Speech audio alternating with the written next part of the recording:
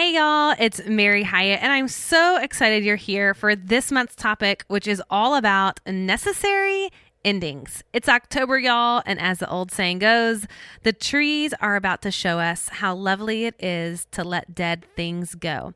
This month, we're going to be able to explore how to release the things, people, habits, and behaviors that are no longer serving us, and to ultimately stop watering our dead plants.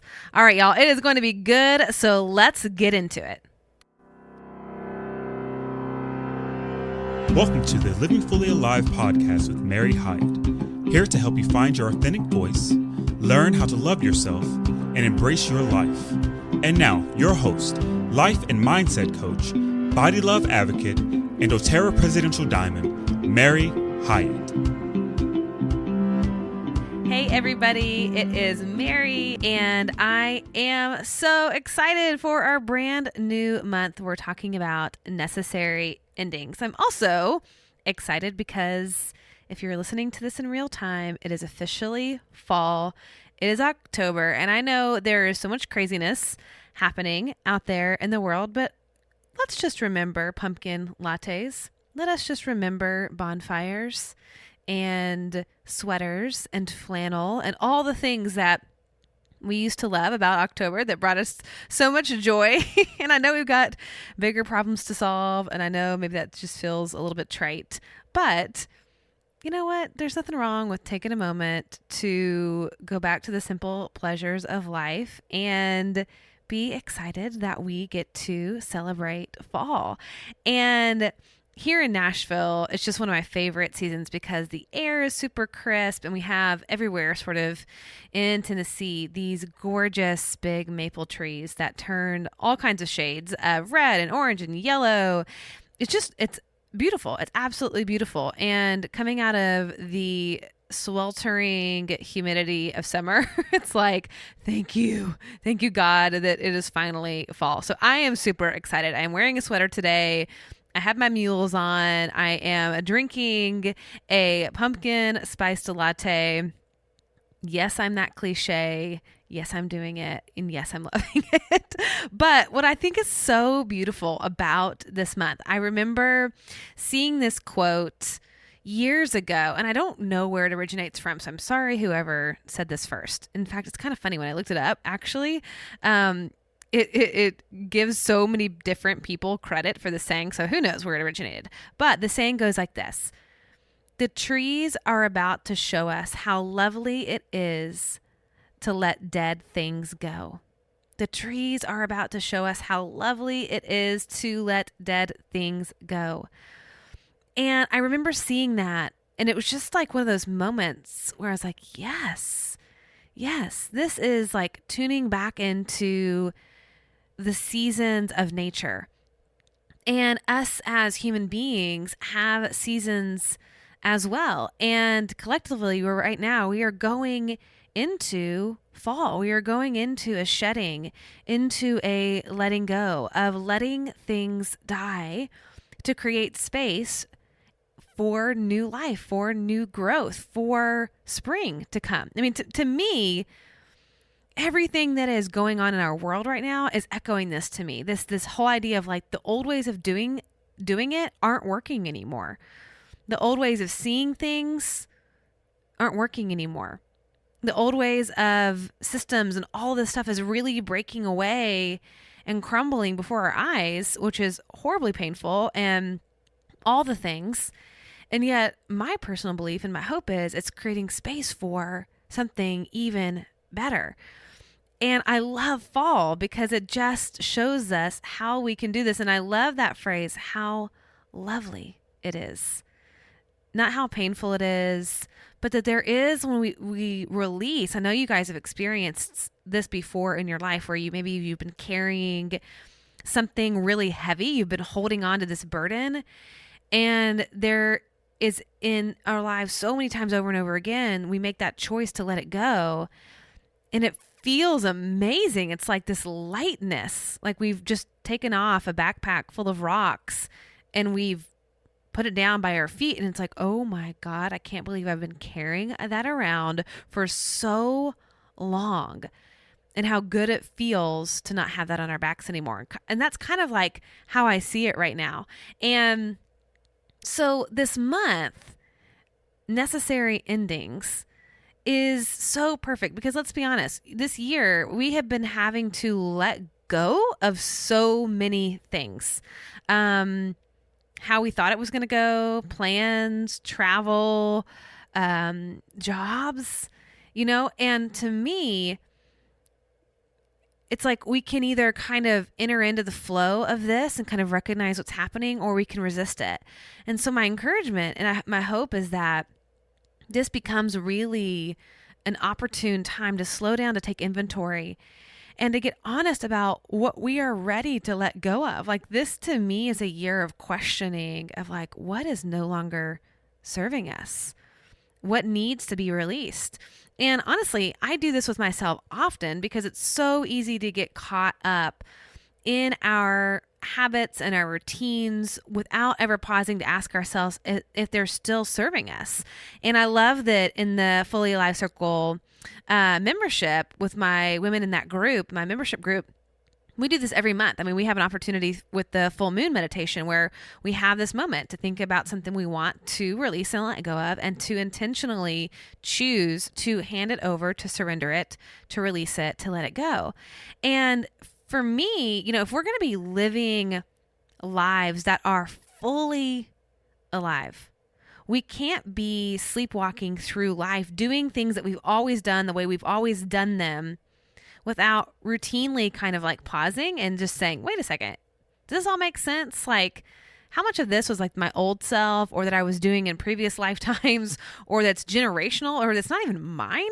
Like literally, like how much of what we are doing and what we're believing and how we're behaving as women is because it's old and it's been passed down through generation, through generation, through generation.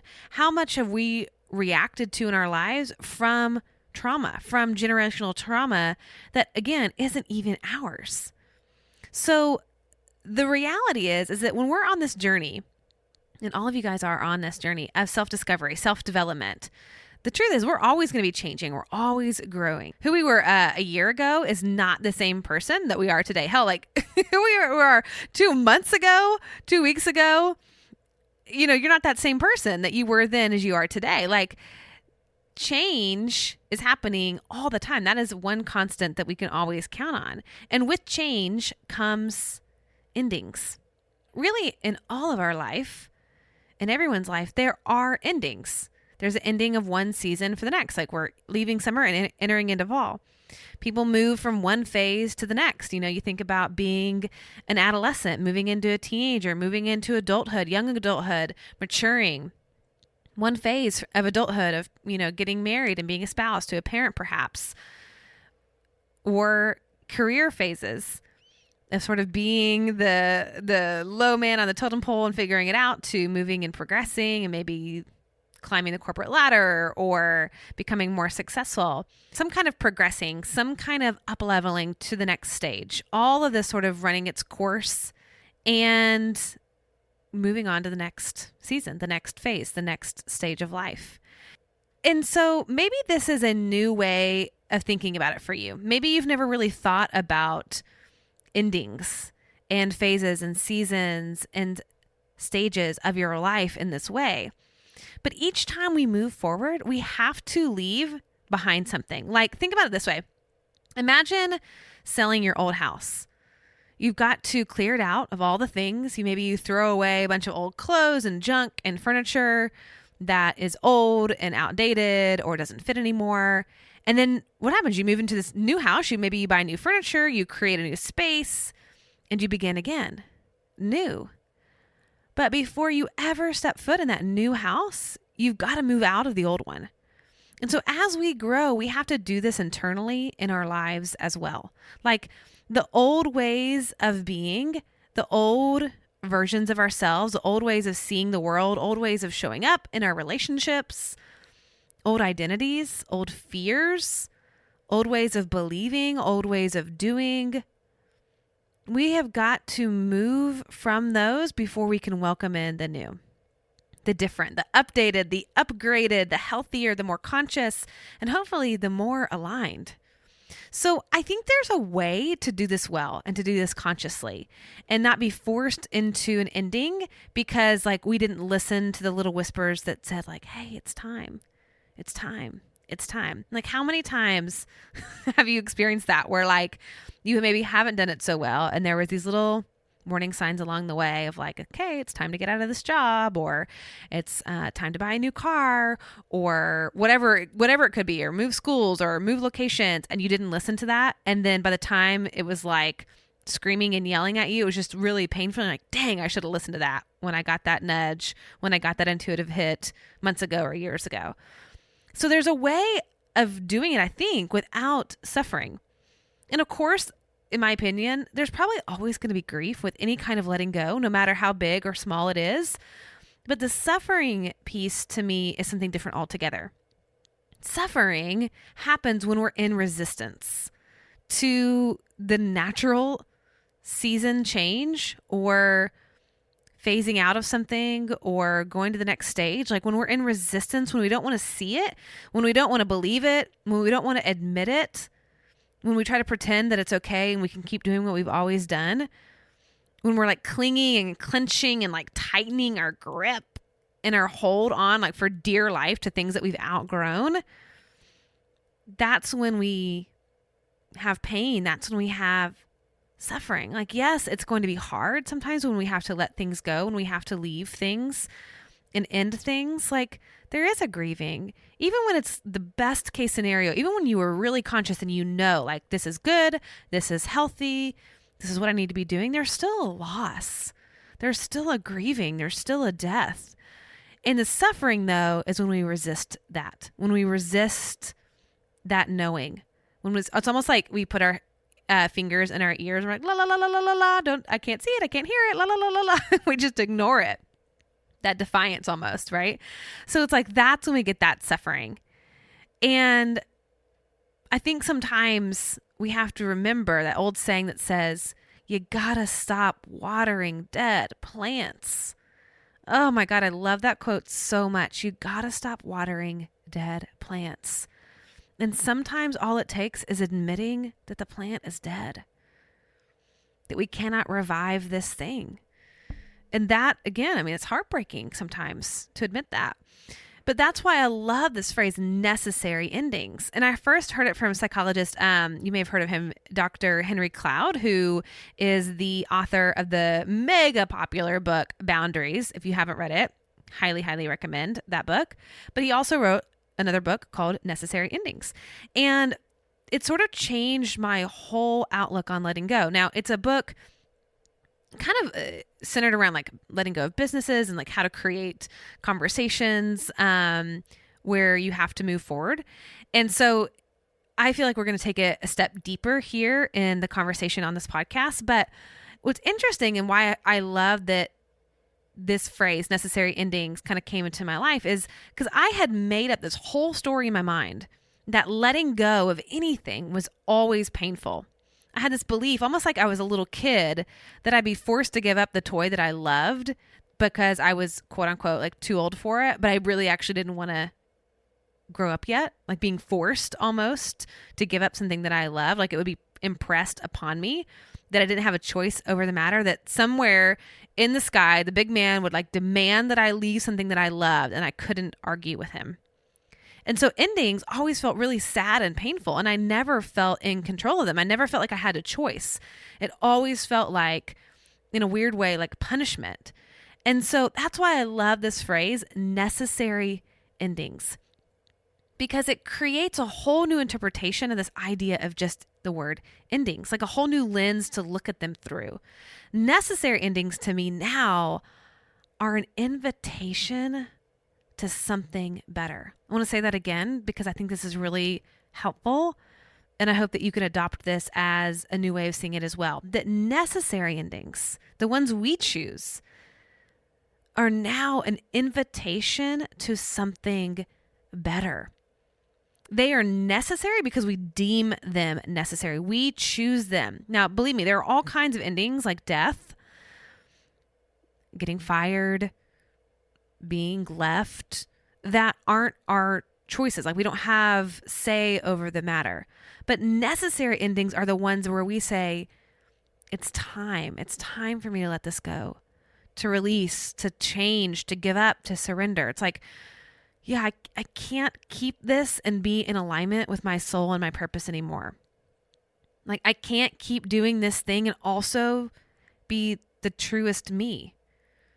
It's like, I can't keep smoking when I want to be a healthy person. Like I just can't do it. I can't keep burning myself into the ground, working myself into the ground if I want to have a balanced life. I can't keep bringing up old wounds if I'm trying to rebuild this relationship. It's like there's so much that we can say like, yeah, I can't be doing this if I'm going to move forward. And I love that. It's like, I can't believe this belief anymore if I want to expand. I can't stay here any longer because it's going to cost me everything if I do. And look, like this is scary. Like oftentimes the better that we're wanting in our life, the more is ambiguous. It's uncertain. It's not guaranteed. And so often, even when we know like it's a necessary ending, we have to do it. It's going to require, as Brene Brown would say, like courage over comfort. And this is where we have to create a new belief around necessary endings. Hey y'all, I'm sure you've been hearing me mention my Fully Alive Circle membership, and you might be wondering what it is and how you can join. So let me tell you a little bit about it. So the Circle membership is a safe place for women to gather together in a heart-centered community to take this deep dive into personal transformation. So it's my online membership where you'll learn how to find yourself again through daily devotional practices. Inside of our private Facebook group, I share resources like guided meditations, yoga practices, essential oil recipes, journal prompts, and so much more that dive into our monthly topic that we explore right here on the Living Fully Alive podcast. And all those resources are delivered to your inbox weekly to help you create powerful change in your life. So if you're looking for an affordable way to continue your journey of living fully alive, then definitely check out the Fully Alive Circle membership. Just go to maryhyatt.com/circle and you can find out all the details and join. All right, now back to this week's episode. And the new belief is, and like write this on your piece of paper, put it up everywhere, that it's worth it. Like doing hard things is worth it. Like I had to put my stake in the ground and believe, and this is a choice. It was the same when I decided to get divorced, when I decided to let go of the trauma of losing my nephew, when I had to let go of playing small in exchange for playing big. Like I had to put my stake in the ground and believe that the universe always trades up. I remember pulling a card from Danielle Laporte's deck of cards, and it literally was that. It said, the universe always trades up. And I was like, thank you, Lord. I needed that. I needed that message. In fact, I have it on my bathroom mirror today to remind myself because it's so easy to forget. But I had to choose to believe that I'm not going to have to go back and relive my past, that the universe is rigged in my favor. I had to choose to believe that in order for me to receive the life that was waiting for me, my best life, that I had to walk towards it. Can I get an amen? Like I had to choose to believe that the best is yet to come. In body and mind and spirit, in my work and my relationships and my health, the best is yet to come. So think about that for a second. In order to change, we have to believe that where I am changing, what I am changing is for the better, that it is going to be better than where I currently am, and that I deserve it, and that it is available to me and I can get it. Like if we think that this is as good as it gets right here, right now, why would we let go of it? if we have so much fear about the future that it can't get better, that it won't get better, that we don't deserve it, we're not going to let go of things that are like a fraction of what we could have because we don't believe that it exists out there. So we have to fundamentally change our belief that the universe always trades up. Now change that any way that you want to, that's empowering for you, using whatever language of God or whatever that you need to, that God has the best in store for you. You know, it's like having to really believe that. I remember the first time that I heard my boyfriend Bentley, he said, hey, is the juice worth the squeeze? And like, I don't think he was the first one. He's probably not the only one that's ever said that term, but I'd never heard it before. It was like incredibly profound to me when he said it. It was so simple. Because like with necessary endings, the juice is always worth the squeeze. Like the answer is always yes. Because whatever is on the other side, it is worth the squeeze. We have to believe that the juice is worth the squeeze. You know what I'm saying? Like it's so just simple and profound to me. It starts with that belief. And let me just tell you, like, I know this requires trust. Like, ugh, I hate it when I am asked to have to build my trust. But it really is that simple and that frightening. So much of what we will be exploring this month is what is keeping you from moving forward. Because something is. Some belief about your future, of what it's going to require to get there, what's there, or what's not going to be there, is keeping you stuck where you are. There's a reason why people stay in unhealthy relationships, why people self-sabotage, why people stay in jobs that they hate, why people cope in a million different ways, why people act out of integrity and out of alignment with who they really are. And so my hope is that this month you allow yourself to like just crack open the door to be a little bit vulnerable and honest with yourself and meet that vulnerability and honesty with empathy. Because I'm going to let you in on a little secret, all right? And I don't share this very often, so listen up. But if you want to know the real reason we hold on to things too long that don't serve us, if you really, really, really want to know what the reason is, let me tell you. Because we are scared shitless. I'm sorry, I had to say it. Because we are scared shitless. Like we are afraid of being lonely. We are afraid of the unknown. We are afraid of the grief that may come. We are afraid we don't have what it takes to really change. We are afraid that we won't be able to hide anymore and that we'll be exposed. We are afraid we don't deserve to be healthier or happier or richer or whatever it is. We are afraid we can't trust ourselves that it's the right choice. We're afraid to hurt people and disappoint people. We are afraid of confrontation. We're afraid we don't know what to say to even leave. We're afraid that it will be harder on the other side. We're afraid that maybe we just aren't smart enough, pretty enough, clever enough to make it through. We are afraid of who we would be without the things that we currently have. We're afraid. And that's why when we go exploring this month to see what it is that we need to release, we have to acknowledge with love, the part of ourselves that is afraid to change. And like really have empathy with ourselves for that. Like, yeah, it is scary. Like the reason I'm not moving forward is because there's some fear that's keeping me here. Instead of shaming ourselves about that, I think it's just so beautiful to meet ourselves with tenderness. And just know that even if we know it's the right thing to do, it probably will require that we move forward in some fear. And that's why, again, it goes back to the belief, like our belief has to be stronger than our fear.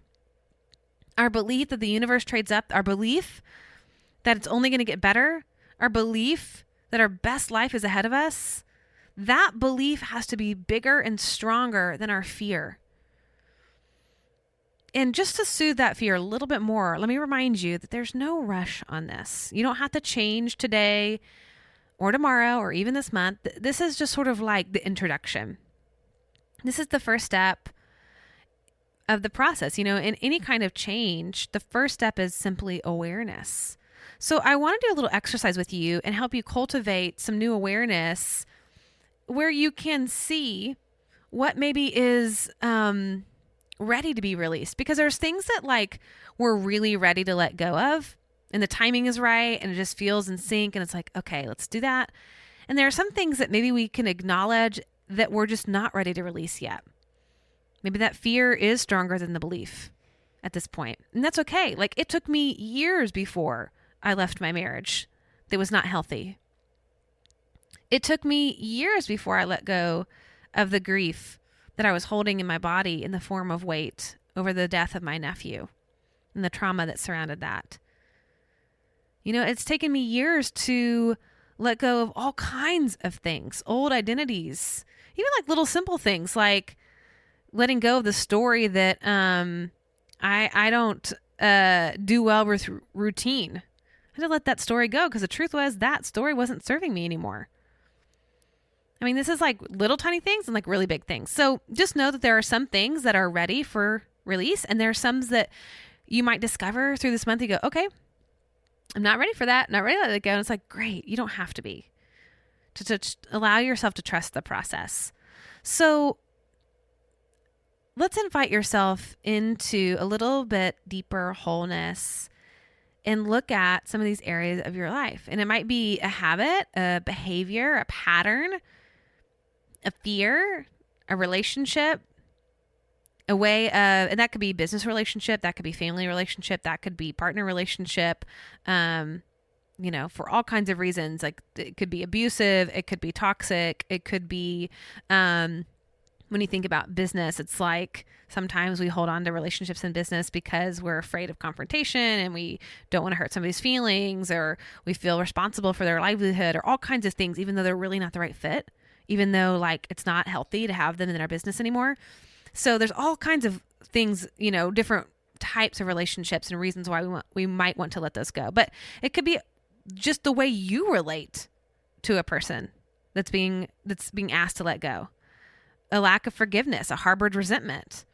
It could be a belief. It could be a system, like something you've just always done it the way you've always done it.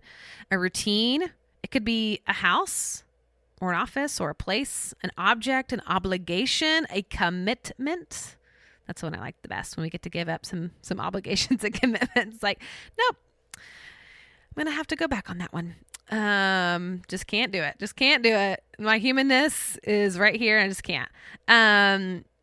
Or maybe it was a time where we said yes when we really wanted to say no. And then we have to go back and honor the part of ourselves that really is a no. It's like we can decide where to look first out of all these different things. So my encouragement with this little self-inquiry that we're going to do is to be as honest and as gentle as you can be. Now, honest, like radically honest, like admit the hell out of it. Be willing to see it.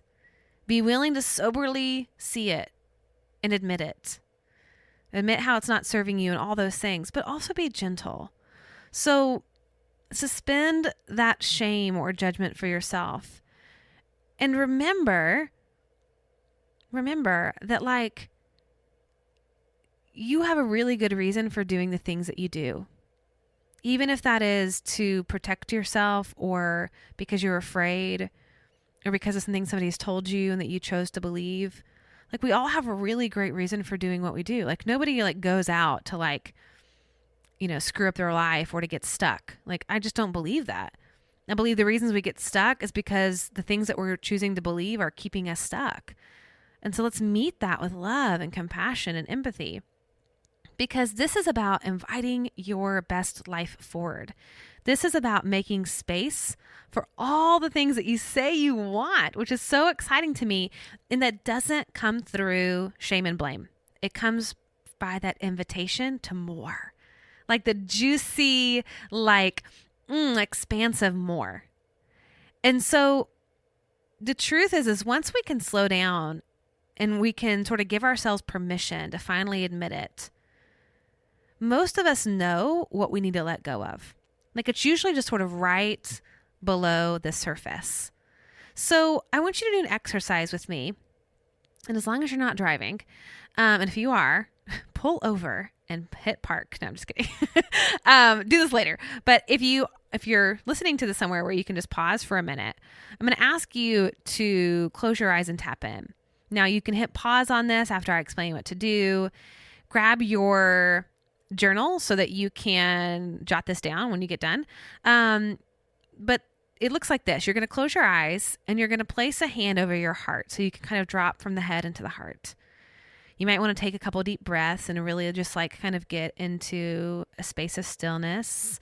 If you really want to like make it a whole thing and make it like a whole kind of ceremony, light some candles, put your essential oils in the diffuser, whatever. But it doesn't have to be complicated. It could literally be like you in the pickup line for getting the kids. Are we still picking up kids? Is that still a thing? I don't have kids, so I don't know. I'm like, I know everybody's been stuck at home. So, but take a pause, close your eyes, place the hand on the heart, tap into your intuition and ask yourself, or if you want to, send up a prayer to your higher power and ask, what do I need to release? What do I need to release? What has run its course and what no longer fits? So what do I need to release? And then you listen without judgment, without criticism, without trying to overthink it. Just let it come forward. And it literally could be something so small, or it could be like a big message. What do I need to release? And again, you don't have to do anything with this yet. So you don't have to act on it. Just kind of remind yourself of that. We're just cultivating awareness. So go ahead, try this. Try not to question or resist it. And just remember, you're just listening. So pause the podcast, do this for a couple minutes, come back. And if you're in a space where you can write it down, do that. Okay, hopefully you've paused. And now coming back, just to gut check this, where you can look for a little bit more proof to validate that it is indeed time for this ending, for this release, for this letting go. Grab your journal again, grab your pen, and I want you to answer these questions. Again, this is definitely like pause and do this, or you can schedule out some time to do this later. But to me, change happens when we actually do the work. And I don't get me wrong, like listening to the podcast is beautiful. I love that. But actually going and doing this work is where you'll see the change. And I know that the reason why you're listening to some of this is because there is an area of your life where you're feeling stuck in your body, in your relationships, in your business, whatever it might be. And so this is the path forward to actually like journal this out. So there's 3 questions. And the first is, if I don't change anything about, and then choose whatever area of your life or the habit or whatever, if I don't change anything about fill in the blank, it will cost me ... What will it cost you? Really identify what keeping this pattern, this behavior, this relationship is going to cost you. That's the first question. If I don't change anything about this area of my life, it will cost me fill in the blank. The second question is, if I don't change anything about area of my life, fill in the blank, I will miss out on. What would you miss out on? What is it robbing you of? By staying where you are at, if nothing changes, what will you miss out on? What will you never experience or feel? So first question is, what's it going to cost me? Second question is, what will I miss out on? And then the third question is, does this behavior, or fill in the blank, swap out behavior, add to my life? Like, does this person, does this thing add to my life or take away from my life? Does this, fill in the blank, add to my life or take away from my life? So hint, if it costs you your quality of life, your sleep, your sanity, or your safety, it's a good time to just say, yep, it's time for a necessary ending. So this is all just to sort of like bolster up, give a little bit more proof to validate that like what came forward in that little baby meditation of what are you ready to release? That it's like, oh yeah, I'm ready to release it because it's costing me this. Because if I don't, I'll miss out on. And because the truth is, it's taking away from my life, and here's how. So I'll share a little example, super basic, like something that is not supercharged at all. So let's say that every night you watch reality TV shows on Netflix. Okay. So ask yourself, like, does it add to your life or does it take away from your life? Does it cost you anything? And you want to ask these like as neutral as possible. So again, we're not introducing any shame into the mix. Just trying to like approach it without any morality or judgment, just sort of like neutrally. And then ask yourself, like, what does it give you? How much space is this taking up in your life? Thinking about it. Whatever this thing is, in this case, watching Netflix, but how much space is it taking up in your life? Because the truth is, whatever it is, if it's positive or it's negative or neutral, it takes up space that something else could occupy. So for example, if you're watching Netflix every night, we can say maybe that's neutral, like maybe it's not hugely negative or hugely positive. But just because it takes up space, you don't have space to take a bath or go on a walk or read a book or clean the dishes or do laundry or call a friend or play with your kids or listen to music or have sex with your spouse. Like, it takes up space. And the list of that is endless, right? So when we can meet this without judgment and just ask ourselves, is this the best and highest use of my time and energy? And maybe it is and maybe it's not. But if it's not, if it's costing you something, it might be time to let it go. And so that is really the first inquiry this month. And again, you don't have to do anything about it. We just want to cultivate a new awareness to things that just don't fit, that don't belong, that don't serve us, that aren't our best and highest versions of ourselves. We just want to crack open that door to begin the conversation.